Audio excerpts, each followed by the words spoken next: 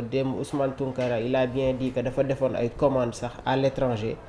pour yenn alimentation yoo xam ne moom la war a jëfandikoo pour retrouver encore une fois son état de santé normal parce que ils ont bien dit qu'il a perdu 8 kilos après doo xam tamit ak yeneen yoo xam ne mi ngi ci biir donc je pense que bi mu génnee au moins de mon point de vue comme tu l'as bien dit am na ñoo xam ne ils partagent cet avis am na ñoo xam ne tamit ils ne partagent pas cet avis donc je pense que waroon na toog tuuti jëlaat force continuer combat bi dem gis nañ tamit am na ñoo xam ne woote nañu ils sont pas d'accord avec ceux qui disent que dafa waroon toog tuuti si dafa war a toog tuuti parce que il faut se préoccuper aussi de la santé d'une personne parce que aujourd'hui peut-être keneen su nekkoon ci place am du bokk ak vision ak peut-être keneen ki et comme si tu l'as bien dit encore c'est comme ni ko Pape Assane Seck waxee vraiment je pense que aussi les Sénégalais vont se lever d'ailleurs peut-être que dafa jotagul rek waaw mais on a un peuple vraiment qui est là ils sont en train de voir tout ce qui se passe donc je pense que dans le moment opportun non population bi que dinañ jóg donc aussi comme si tu l'as bien dit tey ji jàpp nañ ko gis nañ ne que il avait fait sa première sortie c'était avec Mollah Morgan hier il était en discussion avec Ousmane Tounkara donc cela veut dire que peut-être qu'il était sur écoute il faut préciser ça aussi xamuñu exactement parce que liberté provisoire lañ ko mayoon ci biir discussion boobu noonu il faut rappeler que c'était pas par appel WhatsApp c'était par appel normal donc on sait pas exactement lan la ñu doon wax sur quel sujet gis nañ ko tamit am na ay informations yoo xam ne génn na ko ñi ngi ko doon wax encore une fois démb bon c'est un combattant c'est il est là pour le Sénégal c'est un journaliste gis nañ liggéey bu muy def c'est dommage encore une fois qu'il se retrouve dans cette situation léegi nag comme ñi ko ñenn ñi waxee dañ koy ñaanalaat rek ñu jëlee ko foofu noonu nga xam ne nekk mu daal di dellu foofu noonu ca këram mais nag Pape Assane Seck li nga xam ne wax na ko comme ni ma ko waxee tantôt rek ñenn ñi demmeeku nañ ko ne lu baax la ñenn ñi tamit ne déedéet mais dañoo gis ne fii Sénégal bëri na activiste yoo xam ne wala bëri na ci ñoo xam ne dañuy xeexal seen réew à chaque fois di jug di dénoncer lu bëri mais buñ leen xasee ba nëbb li nga xam mooy jant bi bëri na ci ñoo xam ne dañuy toog croiser les bras naan sama yoon nekku ci moom moo ko def non ku du croiser les bras sax gis nga fu mu nekk nii suñu dëkk bi dañu toll ci situation boo xam ne tout le temps dama koy wax démb on parlait de quoi ci benn émission de l'insécurité qui est dans ce pays une personne a été tuée nit yi sonn nañu père de famille ñi ngi xëy di dangar yi di jéem a wut lu ñu indil seen ay njaboot donc am na yenn situation yoo xam ne soo fa nekkee aussi d'une part doo tal yenn affaires yi dañ waxante dëgg aussi parce que koo xam ne yaa ngi bàyyi xam nga sa waa kër ñi ngi war a lekk ñi ngi war a naan doo bàyyi loolu ba pare di dem di xeex mais nag dañuy toll moment boo xam ne c'est le peuple qui doit se lever encore une fois ce pays là se dirige vers le chaos je vais pas dire que nous sommes dans une dictature mais soo gisee tout ce qui se passe actuellement suñu njiit yi nu ñuy diriger nu ñuy doxalee de l'argent dérobé ngay dégg ay milliards ay millions des opposants ciblés xam nga des détenus politiques comme ni ñu koy waxee ak yeneen mais effectivement dañuy toll ci moment boo xam ne je vais pas dire que les Sénégalais doivent sortir xeex fii taal ay pneu fii mais par contre il doit y avoir des rassemblements qui vont permettre aux Sénégalais de s'exprimer pas dans la violence des marches pacifiques parce que vraiment daal je pense que dëkk bi instant bii nii foofu la toll mais il faut pas tout le temps aussi jël tort bi yëpp teg ko ci kaw sénégalais yi bien vrai que c'est des activistes ñi ngi si ils sont là pour la population mais il faut pas prendre tout le tort tamit ne non population Sénégal foofu mu nekk nii les gens ñi ngi toog jàpp seen ñaam mais maamoo dogguma la sax mais ñoom bu ñuy xeex askan wi la ñuy xeexal kon ñoom bu ñu leen nëbbee jant bi askan wi ñoo war a jug tamit loolu moo tax ma ne la xam nga tey jii nii encore une fois suñu situation dëkk demeewul noonu waaw ça c'est vrai on n'a jamais été dans cette situation Ndeya yow xam nga li ma lay wax bu baax a baax tu entends que des scandales ay mbir yoo xam ne kenn xamul nuñ koy waxee ak chaque jour arrestation loolu moo tax ma ne la aujourd'hui il y a des préoccupations yaay yi ñi ngi sonn xale yaa ngi war a dem jàngi les jeunes ils n'ont pas de travail ñi ngi xool nan la ñuy subvenir à leurs besoins yooyu dafa nekk ay facteurs yoo xam ne je pense que moom moo gën a important ndeyaa fu mu nekk nii léegi nag comme je l'ai bien dit il y a possibilité de manifester faire des rassemblements nit yi daje wax li leen metti parce que quoi qu'on puisse dire on a un président qui est là te suñu njiitum réew mi ngi ñuy déglu il sait exactement sénégalais yi lan la ñuy jànkoonteel mais dañoo déggoon benn moment président ne man lu rouge duma ko gis waaw wala loolu benn kii la rek xam nga aujourd'hui am na ay kàddu yoo xam ne tey jii mën nga ko interpréter par exemple su ne lu rouge duma ko gis peut-être que il veut pas voir les sénégalais si benn état bi xam nga man tey jii mën naa ko jëlee noonu yow tey jii nii mun nga ne il peut dire que waaw président bi du ma gis ku lu rouge yow di nga jëlee ko non kii il se soucie pas des sénégalais moo tax ma jël ko négativement kii jëlee ko positivement vraiment interprétation bu nekk moom nga si am mais encore une fois nous sommes dans une situation très critique les gens ils sont fatigués Ndeya une personne a été tuée hier yow démb yaa ngi koy wax pour nga quitter sa kër di liggéey wala soo wàccee tu as peur démb bi ngeen di def émission il y avait une petite parenthèse ma boole ko si rek dama gis avant-hier c'était sur TV5 waaw TV5 moom dafa am ay parents d'élèves yoo xam ne ils sont en France suñu waree yóbbu seen doom yi ñu jàngi école dafa am ay jeunes yoo xam ne dañuy nekk ci yenn coin yi ci alcool drogue banditisme tout le temps maire yi suñuy yóbbu seen xale ils sont agressés mais tu sais qu'est-ce que le maire a fait dans chaque localité à partir de 5 heures du matin dañuy jël ay policiers ñuy encadrer ñi nga xam ne les parents pour ñu yóbbu seen doom yi école ils sont protégés léegi maire bi ñu ko interroger dans chaque localité je parle de la France xam nga qu'est-ce qu'il a dit ñu ne ko lii ñaata temps moom lay durer mu ne ça prendra le temps nécessaire parce que la sécurité des personnes et des biens c'est le plus important ñun dañuy roy ci ñoom am na ay valeurs yoo xam ne dañ ko war a quoi qu'on puisse dire dañ ko war a jël ci ñoom aujourd'hui il y a des localités yoo xam ne gis nga Ndeya léegi xaaratuñu sax guddi en plein jour dañ lay agressé yenn lieu yoo xam ne en plein jour tu es agressé tu es malmené après lan kenn du la àtte parce que soo ñëwee yow yaa ci topp après c'est des facteurs yoo xam ne moom moo gën a important Ndeya il y a des choses plus importantes dans ce pays mais encore une fois toll nañu fenn foo xam ne on demande pas aux gens de sortir allumer des pneus yàq fii non on a la possibilité de faire des manifestations pacifiques dem di daje di lancer suñuy message mais nag malheureusement parfois dafa am ñoo xam ne dañuy wax dañuy demander permission pour manifestation pacifique mais malheureusement dañ leen koy refuser parfois itamit loolu tamit jar nañu koy bàyyi xel bu baax déjà une manifestation droit la kon tey jii ñun suñu constitution lan la ñuy jëriñ mais c'est dommage on voit des fois les gens c'est pas pour demander permission c'est pour aviser parce que suñu droit la on a le droit de manifester il faut que tamit les Sénégalais ñoom ñu xam loolu kon tey jii suñu constitution ñun lan lay jëriñ ça n'a pas de sens donc mais dañu toll fenn foo xam ne quoi qu'on puisse dire il est temps que les gens aussi prennent leurs responsabilités parce que le Sénégal là c'est pas pour les dirigeants pour ñun la ñun ñoo ko moom ñun ñooy defar suñu Sénégal mais dañu toll moment boo xam ne wax bi dafa commencer bëri Ndeya te dëkk wax yoru ko wax bi dafa commencer c'est bëri aujourd'hui l'opinion internationale ak yeneen am na ñoo xam ne tey jii nii ñoom peut-être que ñoom ñoo war a wax ak ñoom peut-être que Kébé après dina ci indi yeneen éclaircissement mais vraiment dañu toll moment boo xam ne la situation mais imagine des opposants yu am sañ-sañu taxaw jàkkaarloog peuple sénégalais yi naan non nous on a pris ça yow tamit xam nga fan la ñu jëlee lii après léegi les gens souffrent ici ñun ñu toog bras croisés encore une fois on ne demande pas au peuple de se lever di yàq di toj non mais on a la possibilité encore une fois de faire des rassemblements daje lancer des messages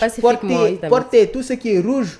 après nag ñu xaar la suite suñ ko defee benn yoon ñaari yoon la situation changé wul là après nag je pense que mun nañu yegg ci beneen étape vraiment mi ngi noonu nag Mamour mu nekk intervention yu am solo yoo xam ne daal dina koy def ci Pape Assane Seck li nga xam ne daal dina koy wax lancer benn message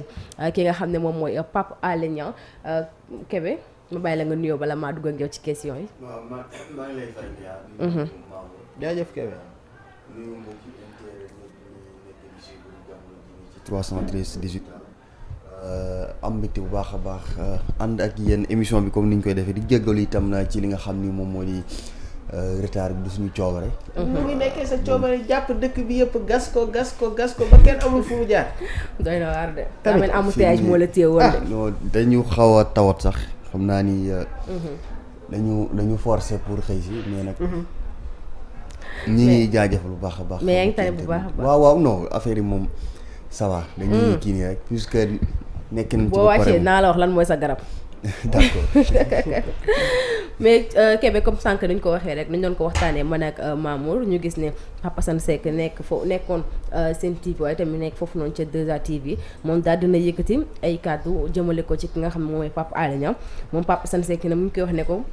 Tu as une famille, tu te bats pour ce peuple. Si le peuple ne répond pas mais tu laisses tomber maanaam da nga am li nga xam ne moom mooy njaboot tamit di xeexal peuple bi bu dee peuple bi tamit delloowul la ak yelleef bi nga xam ne jox nga leen ko est-ce que tamit doo bàyyi mu seet. loolu du waxu Pape Assane warul wax loolu moom. bu fekkente ni moom léegi moom lii wax ji mu wax ni tey jii. mën nañ ko ci classé foo xamante ni parce que nit maanaam. dañuy toll foo xam ni bala nga yëkkati kat parce que Pape Alé Niang bu fekkente ni li muy def. maanaam pas peuple Sénégal mais maanaam yàlla moo tax mu koy def ak Sénégal ci jëmmi boppam tey jii même bu fekkente ni peuple bi. répondruñ te moom dafa jàpp ni peuple bi répondruñ mais peuple bi elle a bien répondu. il a bien répondu le peuple sénégalais kon bu toogee fii wala moom bu jàppee ni peuple bi répondre moom moo jàpp loolu mais peuple bi lépp lu ñu mën ñi ngi koy def bu fekkee ne nag dafa yaakaar ni peuple bi dañoo war a jóg jàmmaarloo ak force yi di xeex mais loolu pour man du solution wala kon loo gis lu ne dafa am temps affaire yi buñ ko forcer buñ yaakaar ni tey ji d'accord Pape Alé Niang c'est un journaliste de haut niveau. Exact. C'est un journaliste d'investigation boo xam ni tey kenn naatablewul fi mu toll ci Sénégal. mais tey jii yaakaar naa ni nit ñi mënuñu jóg di forcer loo xamante ni wala ñuy anticiper loo xam ni tey jii jotagul. tey jii moom Pape Assane tey jii moom xanaa tey jii li mu wax nii moom bu fekkoonte ni moom moo taxawee position bi moo tax yàlla lépp lu muy def xam na ko. li tax mu jël Pape Alé Niang def ko lii nii muy daj li muy daj teewul muy continuer c'est parce que Pape Alé Niang tey jii. yàlla su boppam xam na ni moom attan na yan bi mu ko teg mais tey li Pape Assane wax day wane ni moom bu taxawoon position bi tey moom attanul li Pape Alé Niang yàlla da ko yennee ko ci saa si kon li mu métti na trop mais moom moom moo gis nga àdduna nañu moom moo choisir loolu gis nga lu baax mësu tey yomb amul lu baax loo xamante ni si ci àdduna yombul te moom moo choisir jaar yoon bu baax yoon bu jub féeti ak peuple am loolu moom mooy dëgg kon nag tey ji li ko ci fekk nii yëpp moom sax d'ailleurs wax na ko moom waroon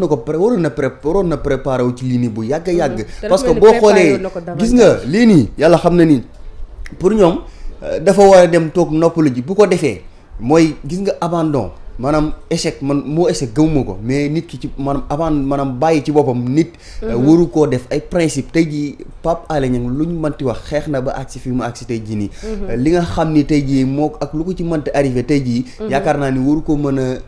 yokkatloo muy dellu ginnaaw di kon bu ko defee rek ñi nga xam ni doon na xeex ñoom depuis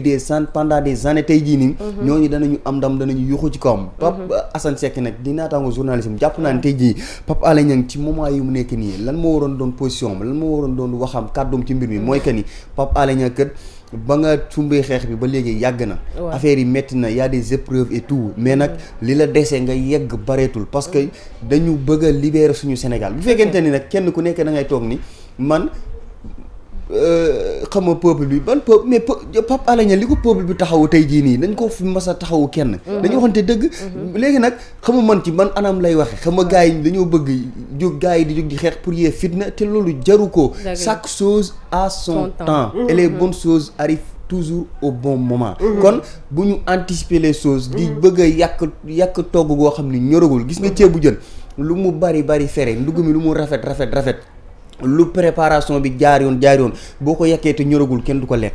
loolu la mbir yi demee moo tax affaire boo gis dañu koy togg ba mu ñor ñu soog koy yàq sur le plat loolu moom mooy dëgg. mais tey jii nii bu ñu bëggee anticiper bëgg a dugal askan bi ci loo xamante ne si nii jotagul ñoragul mais dañuy perdre le combat d'avance te dañu commencé xeex pour jotaat suñu réew pendant des années. xeex ci sacrifié wu ci am ñu ci ñàkk seen ay bakkan ba toll fii nii kon du ñu nekk cuune du ñu nangu di nekk cuune di anticiper loo xamante ni si nii mën nañ ci ñàkk combat boobu yëpp te su boobaa danañu perte loo xam ni 100 ans ci kanam lañ koy rattraper waat parce que am na ci sens yoo xam ni yàlla suñu borom dëkk bu ne téeméeri at ba téeméeri at loo koy may dëkk boobu noonu la moo tax encore une fois d'accord li mu nekk di traverser ni métti na c'est dur moom Pape Alé Niang c'est dur c'est énormément dur mais na xool ñeneen ñi nga xam ni tey jii sumboon nañ yeneen combat yu mel ni moom ba réussir ko ci yan lañ jaar fi ñu jaar Pape Alé Niang xaaj ba jaara gu fa ak xaajaat bi loolu moom mooy dëgg ñu ci bari nag dañ ko yërëm parce que am na famille mais ñeneen ñooñu aussi dañu amoon famille loolu moom mooy dëgg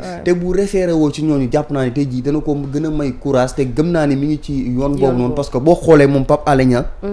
bataaxal bi nga xam ni bind na ko daal di koy jagleel askanu Sénégal tey jii boo gisee li mu ci wax ak kàddu mooy yi mu utiliser da ngay xam ne kii nii il est plus que bataaxal bi yor naa ko sama téléphone démb wax naa ko fii mais dama ko faram-fàcce ci wolof rek après mën naa ko lire textuellement moom ngay déglu mën naa leen ko dem jëlile sax nga xam ni kii nii il est plus que déterminé que la ñu doon yaakaar ni moom Pape Alé Niang dañu koy intimider xam nga lu mu wax ci bataaxal bi j'informe l'opinion nationale et internationale que je fais l'objet d'un acharnement et d'une persécution du moins